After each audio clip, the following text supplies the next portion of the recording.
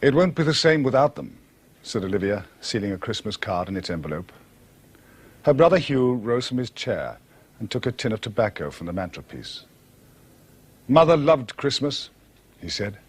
And father, added Olivia. She adjusted a lock of greying mud-brown hair that had slipped from the bun high on her head. At 44, she was what is known as a fine-looking woman.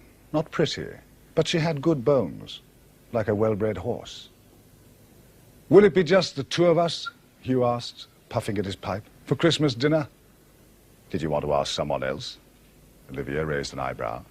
No, said Hugh. Olivia finished writing her Christmas cards and went to draw the curtains. Outside, the yew trees at the end of the garden merged darkly into the winter sky. Beyond it was the church, and the little churchyard where her mother and father lay beneath pots of yellow chrysanthemums. Olivia suddenly had a picture of them all, young and vital, having tea on the lawn under the yew. Pa in his Panama hat, Hugh in short cotton trousers buttoned onto his shirt, Mother in a low-waisted dress setting out cups on a wrought-iron table, and Nanny come to take them in at bedtime. Always Nanny. At least we don't have to have Nanny, she said. Don't we? Said Hugh, putting down his paper. But she always comes for tea on Boxing Day for, gosh, 30 years, I suppose. Which is 30 years too many, said Olivia. But then Nanny was an institution. Every year at about this time, their mother, slipping a check into Nanny's Christmas card, used to say, Dear old Nanny, she was so good to you children. But she wasn't. That was the ridiculousness of the whole business. She wasn't. Hugh sometimes remembered the reality, and the memory hurt with a pain that made him almost tremble. Far from being a treasure, their Nanny had been specious and crawling, keeping her smiles and sympathy for the grown-ups and turning her dark side to the nursery. Did I ever tell you, said Hugh, that when I was 5, she made me stand on one leg for half an hour because I'd wet my bed? She said I was so ugly I'd never get a man. She said I had a face like a gargoyle. I believed her, said Olivia. She was a swine, said Hugh fervently. And she still won't let up, will she? Olivia went on. Even now she says, sit still, as if I were a dog, and tells me to mind my P's and Q's. I think she gets worse every year. Hugh nodded. And every year she says, I know someone not a million miles from here who was sick all over his teddy. Mother used to think it was hilarious, but it wasn't funny, ever. I was sick because she forced me to eat all her leftover cabbage stalks. Olivia moved away from the window. Hugh, she said. Yes. As she passed behind his chair, she gently touched the top of his head. I think we should have Nanny to tea, she said.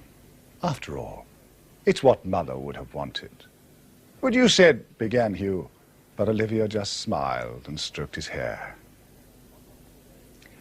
On Boxing Day, Nanny arrived promptly at her usual time. Olivia, girlish in pale blue chiffon, opened the door.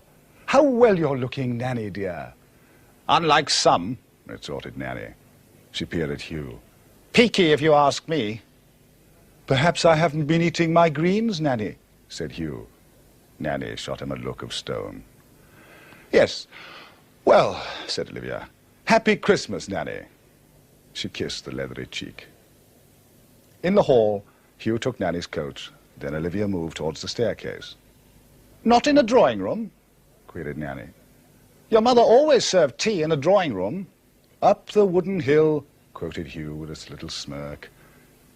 They helped Nanny climb the 2 flights, then waited while she stood, panting, trying to get her breath. They came to the room that had once been their day nursery. A fire burned in the grate, and in its gentle light, the toys spread round the room looked less dilapidated than they actually were. Good gracious me, exclaimed Nanny. Yes, said Olivia. Nursery tea, just as it used to be. Hugh was standing with his back to the fire, looking anxious. Come and sit down, Nanny, he suggested. Nanny lowered herself into the armchair by the fire and smoothed her beige wool dress over her knees. You always were a polite boy, Hugh, she said. Nanny's little pumpkin pie, I used to call you. Olivia, behind her chair, smothered a giggle. Nanny pursed her lips. I know someone not a million miles from here who would have found herself a nice young man if she'd learned a little self-discipline. Ha! Olivia exploded. That's rich. It used to be my face that put them off. Now it's my personality, is it? From someone who was never even glanced at by anything in trousers, male or female, that's rich. Nanny struggled to her feet, red in the face. I will not have this naughtiness, Olivia, she snapped, her breath coming in gasps. If you're not careful, I'll be taking you to meet Mr. Slipper Slapper, asked Olivia. Remember, Hugh? Remember Mr. Slipper Slapper? She produced from the window seat a worn old slipper. I found him in the box room. Such a dear old friend, wasn't he, Hugh? She took a step towards Nanny, who fell back into her chair. Remember, Nanny, she said, smacking the slipper against the palm of her hand, softly at first, then harder. Hmm? Nanny's jaw dropped open, but she remained silent. I say, Olivia, began Hugh, looking worried. Oh, it's all right, Olivia said. Nanny and I are just having a little joke. It's only a game. A very silly one, if you ask me, said Nanny. Olivia wagged a finger. Now, don't be such a crosspatch, Nanny. Nanny, fixing them both with an eagle gaze, sat down. Olivia poured out a glass of milk and placed it in front of her. Drink up now, Nanny, she said with a smile. What's this? Asked Nanny. Milk, of course. Now drink it up. Are you not going to make any tea? Tea isn't good for you, said Hugh, enjoying the joke. Nanny sighed. I think you're both being very silly, but since this is all there is... She raised the glass and sipped at the milk. Hugh and Olivia watched her. Biscuit, Nanny? Asked Hugh, offering a plate. Olivia pushed his hand away. Bread and butter first, Hugh, she said. You know we always have bread and butter first. No, thank you, said Nanny. Olivia tutted. Now, come along. There's many a poor child would be glad of it. Pass your plate. After the bread and butter came plain biscuits, then the pièce de résistance, a bowl of cold sago pudding. Oh, no, really, said Nanny. This is going too far. Eat it up now, urged Olivia. Let me see a nice, clean plate. I can't, said Nanny, for the first time, a note of desperation in her voice. Can't, said Hugh, leaning across the table looking at her. Can't? There's no such word as can't. Her eyes were bigger than her stomach, crowed Olivia. A dose, chanted Hugh, growing pink with excitement. Have you got the milk of Mags? Oh, damn. No, I haven't, said Olivia. Wash your mouth out with soap, ordered Nanny automatically. She tried to get up from the table, but dropped her stick. Olivia picked it up.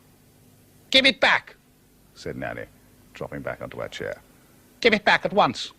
Say please, demanded Olivia. Please, no, said Olivia. She can't move without it, said Hugh. Hugh, she said, I think Nanny needs a spell in the bedroom, don't you? Now, Olivia, warned Nanny. This will all end in tears if you're not careful. You've had your joke and it was all very funny, wasn't it? Now, if Hugh would just not mind running me home. Hugh giggled. There are monsters in the bedroom, aren't there, Nanny?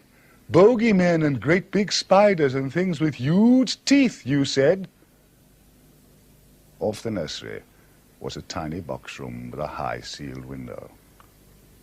It was empty except for a wooden stool and a broken ironing board.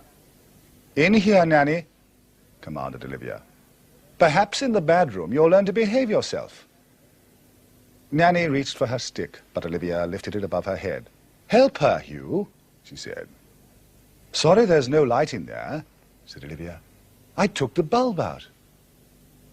Nanny struggled briefly with Hugh, then allowed herself to be led muttering furiously into the box room. You won't get away with this, she warned. Hugh turned to Olivia. Nanny's having a little tantrum, he said gleefully. Shut the door, Olivia said coldly. Lock it and give me the key. Hugh did as he was told. It's only for a little while, isn't it? He whispered. Part of the game. Olivia nodded. Listening at the box-room door, she could hear nothing. What do you want to do now?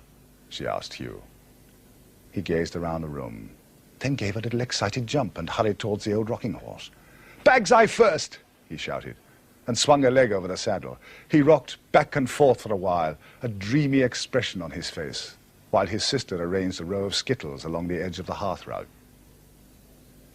They soon tired of their games and found it more entertaining to stand outside the box-room baiting Nanny.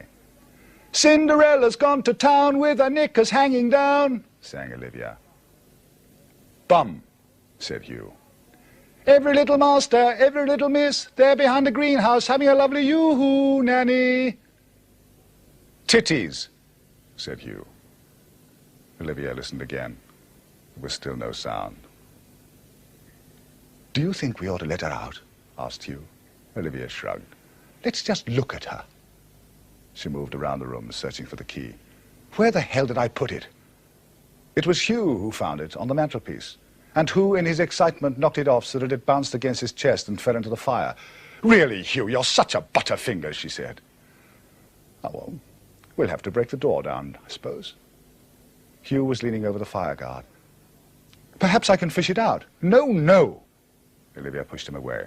Let me. She began to unhook the fire guard. Oh, said Hugh, hand to mouth. He glanced towards the box room. You're not allowed. Tell-tale tit, Olivia sneered. What's the matter? Afraid of what Nanny will say? Hugh cringed. Olivia had by now removed the fire guard and was bending low over the fire with a pair of short-handled tongs.